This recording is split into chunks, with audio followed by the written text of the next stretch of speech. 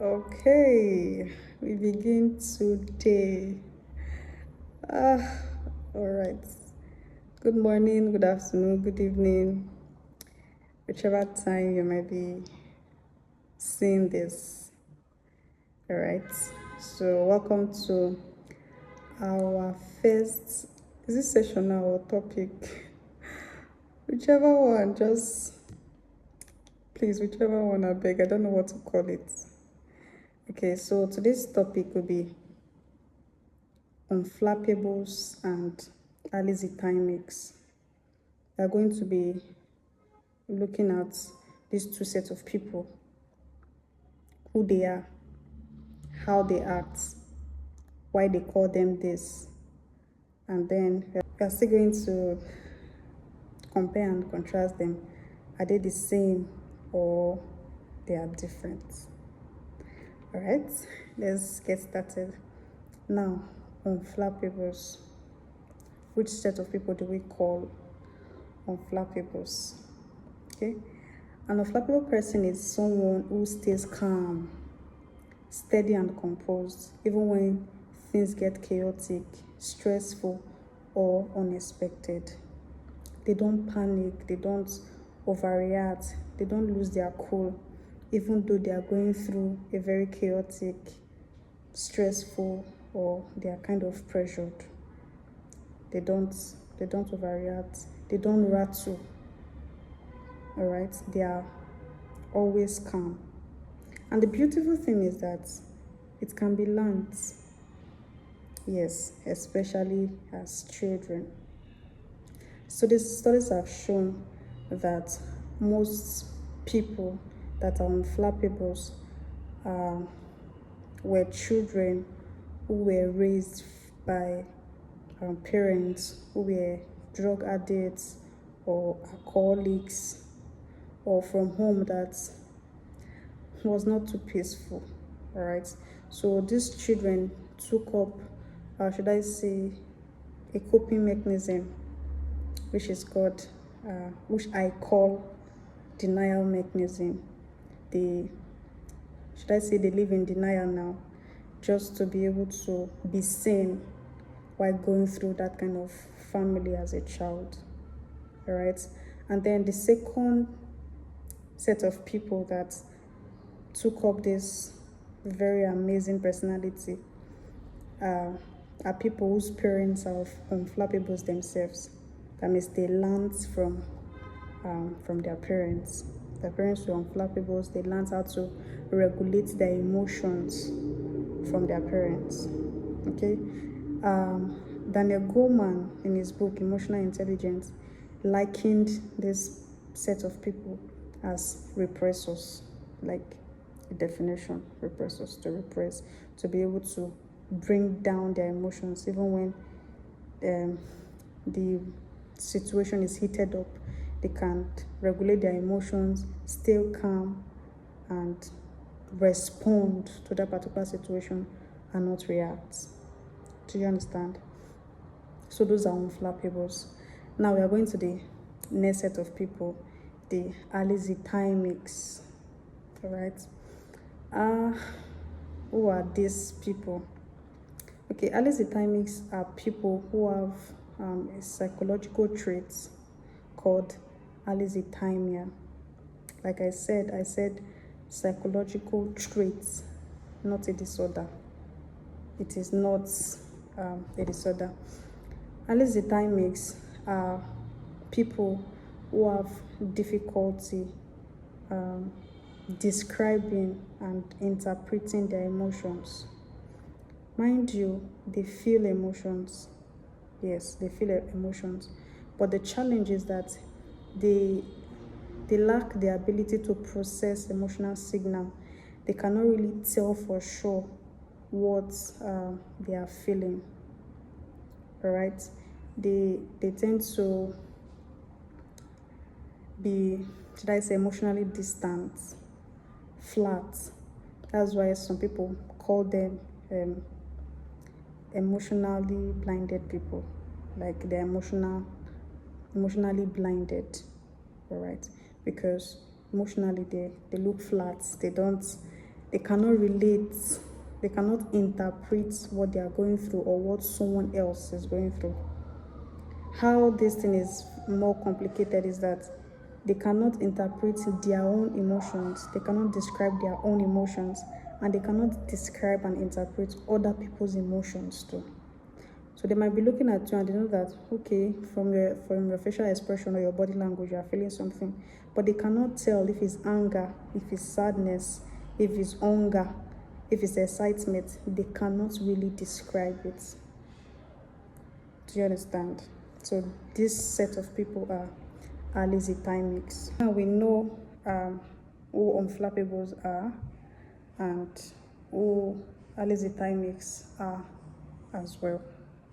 Right, so now from what I've explained, so just start doing your own reasoning in your mind since you've listened to the definitions of these two sets of people.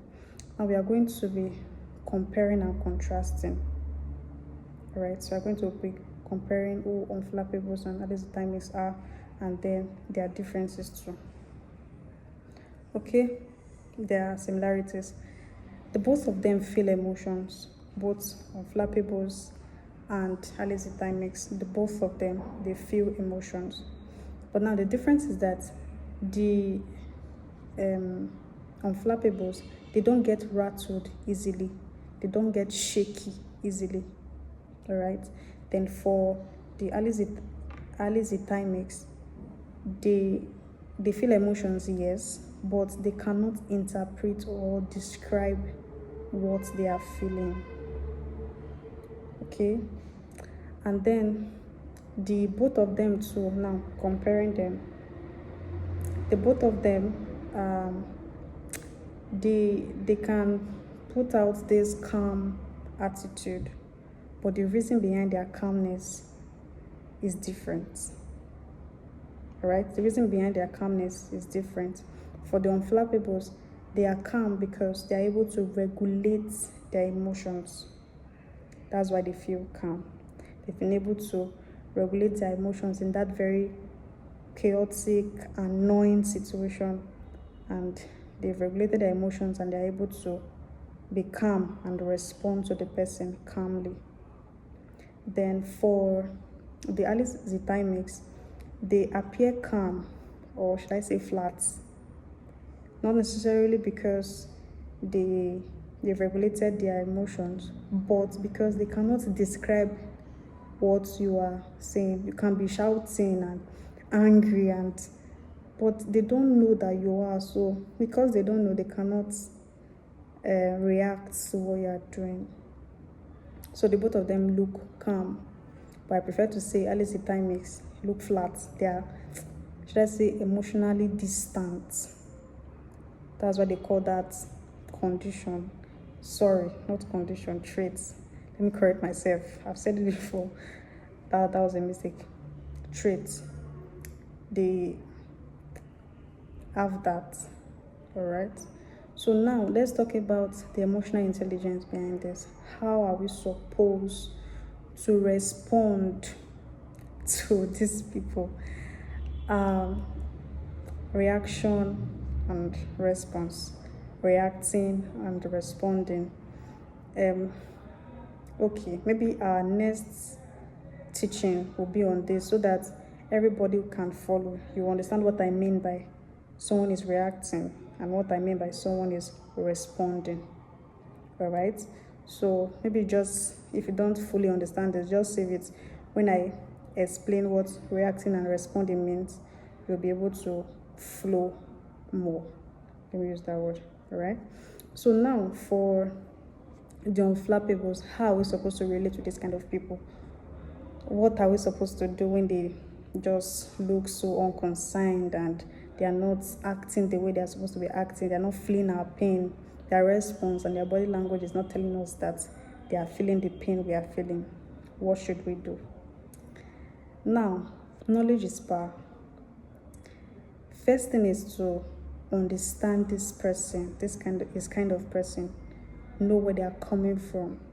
So if people have already mastered this act of regulating their emotions, it's not necessarily because they are not good people or they don't care about you, or they don't love you, or stuff like that. It's actually because they cannot just act the way you are expecting them to act. They might just be calm, but their minds are going to and fro, looking for ways to come through for you, looking for ways to help you. They might not be jumping up and down like others, acting interested, acting like they care. They might just be calm, but trust me, they are actually finding ways to help you. All right. So first thing first is to know them, know these people. Try to know people before you just jump to conclusions. And then um, the next, at least the timex, how are we supposed to relate to these people? How are we supposed to respond to them? How are we supposed to live in peace with them? Because it's very annoying that you are showing emotions, maybe anger now, so that somebody will be corrected, but the person is just looking at you numb and not doing anything. I get it's very annoying. So what should we do? Like I said before, knowledge, knowing that this is what this person is going through, this is who this person is. And the truth is that it's not their fault that they are like that. It's not their fault that they are going through that this particular trait, that they are psychological trait that they are going through. They don't even like it because they don't even know what they are feeling. They cannot interpret what they are feeling. So they are not happy that they are there. So you reacting and just putting into their face will make them feel worse. All right. And I believe that you knowing that this is who this person is will give you a sense of warmth and then give you peace. So I'll end with this. Before you lock up somebody in the jail of your mind, please find out, get to know them, get to know where people are coming from, know, even if you don't know in entirety what they've been through or what they've gone through, where they are coming from, but at least know to a reasonable extent before you judge them and lock them in that jail in your mind. That was on a lighter note though, but you get what I mean. So now you've known, go out there, tell others, and be better. All right? Let these people feel safe around you. Don't make them start feeling like devils or witches because they are not feeling or acting like they're feeling your hurt and your pain. All right? Thank you very much, and act right from now. All right?